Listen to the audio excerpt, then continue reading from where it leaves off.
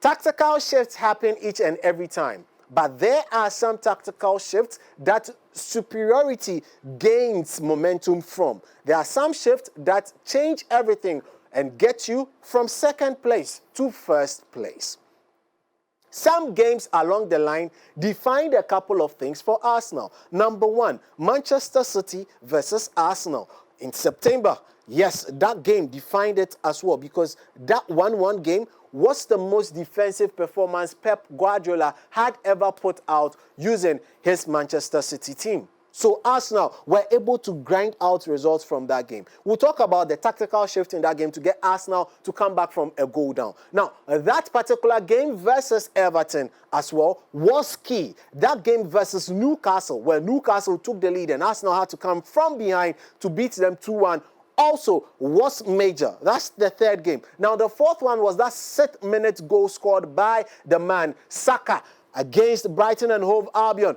Yes, somewhere in March this year. That was another game. Then you cast your mind and talk about their most, very recent game against West Ham, where we've had the VAR literally decide whether EPL would end. That game had also some tactical shifts in there. But there were some also key outliers with regards to this Arsenal season and how they won the league. Number one is the man David Raya. David Raya got 19 clean sheets so far up to this point in the league. And that is more than half of the games in the EPL. So the entire EPL has, 38 games.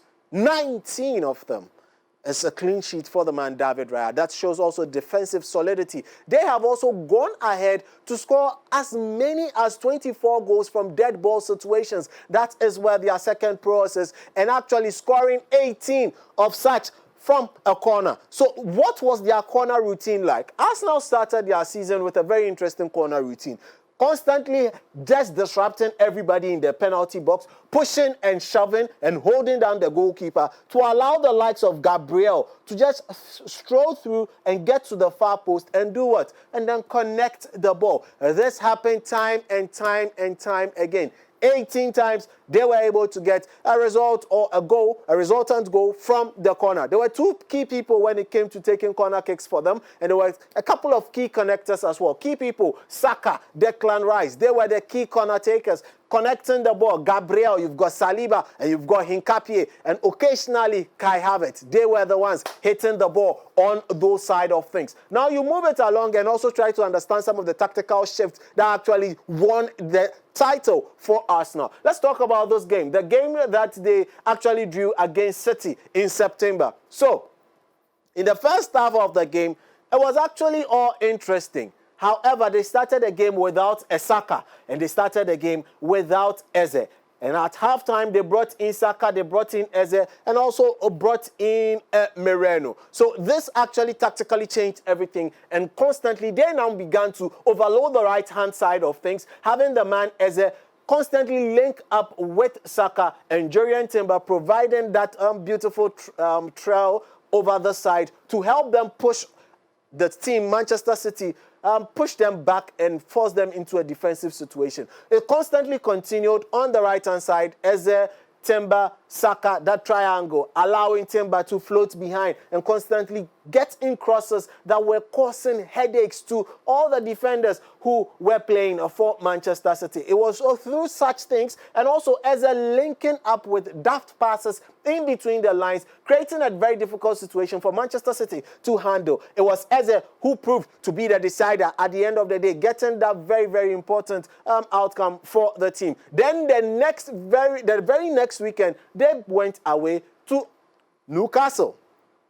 Newcastle presented a whole different ballgame. Majority of the game, after Newcastle got their goal, they sat in a mid-block situation, actually making it very difficult for Arsenal. So what did Arsenal do? Again, over the break, they took out Mosquera and brought in Saliba. So Saliba then came, allowing and freeing a lot of room for Arsenal to do a couple of things. So Arsenal then switched their formation, and occasionally were playing in a 3-4-3 situation with Calafiori pushing up forward and the man Leandro Trossard tagging in and helping up as here, creating a double pivot up front and a double pivot behind with Declan Rice and Zubimendi, creating this very, very interesting compact situation in the middle of the park, making it difficult for the mid-block of Newcastle to actually affect their play, allowing also Jurriën Timber to constantly bump forward, connect with Saka, and create a lot of chaos inside the box for Arsenal. This was again what ensued with what Arsenal did on their right-hand side. That is a weak prowl. They continued over here as well. The Saka as a Timber combination, helping them really, really well, with Leandro Trossard becoming that man to constantly be running on the back of things and trying to push and worry the team up Newcastle. Eventually, you had the likes of Saka and Zubimendi also pouncing forward to cause more chaos anytime Arsenal had the ball. So these were the tactical shifts. So what have I mentioned? Number one, their goalkeeper.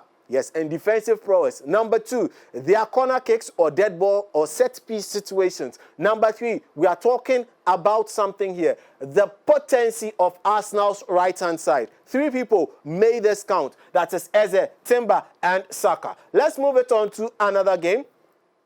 And let's now talk about that particular game where Arsenal really found it difficult, near impossible, to break down West Ham, who started the game with a 3-4-2-1 situation in their home, really trying to avoid relegation. This was just 2 weeks ago. Now, they started the game and then had Ben White being stretchered off. But there was a tactical mistake by the man, Mikel Arteta, when he brought on, yes, he actually brought on, so Ben White got injured and they had to push Declan Rice to play in the right-back position, and he brought on Zubimendi. That did not tactically sit well with his team, as it exposed Declan Rice on the side a lot more to the attacks of the likes of Juve and even Somerville. So in the second half, he switched it around. What did he do? He brought on Madueke, brought on Mosquera, and took off Zubimendi,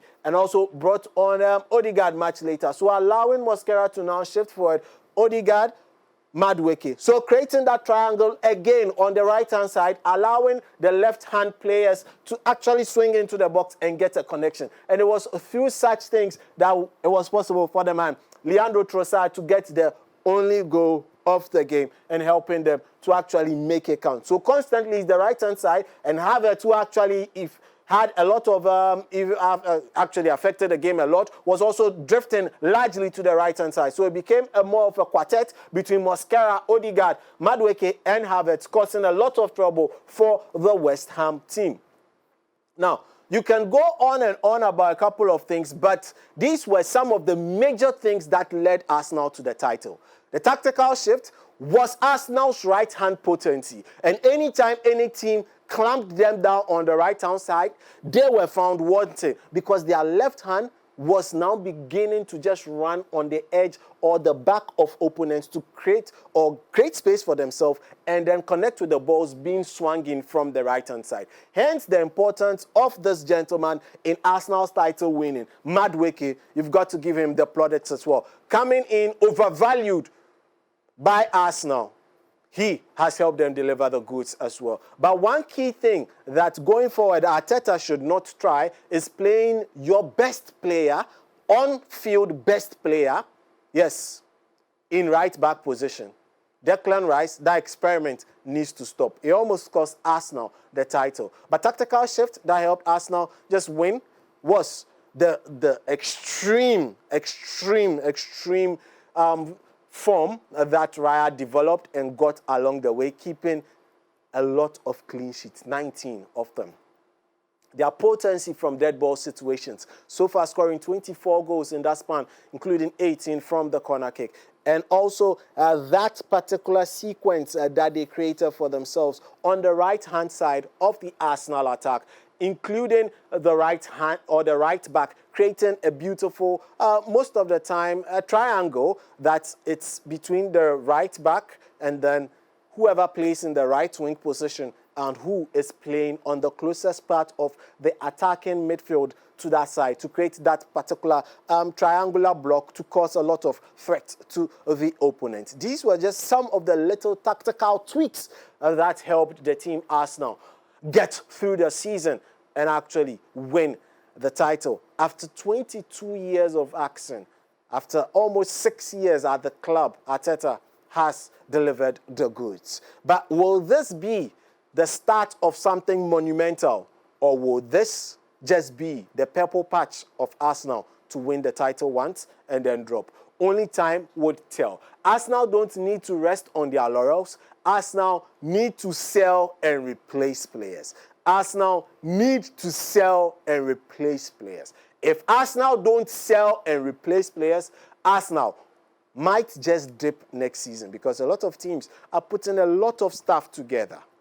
But for Arsenal, this is their year. This is when everything clicked together. This is when luck was on their side, because Arsenal went through the entire season without one single red card.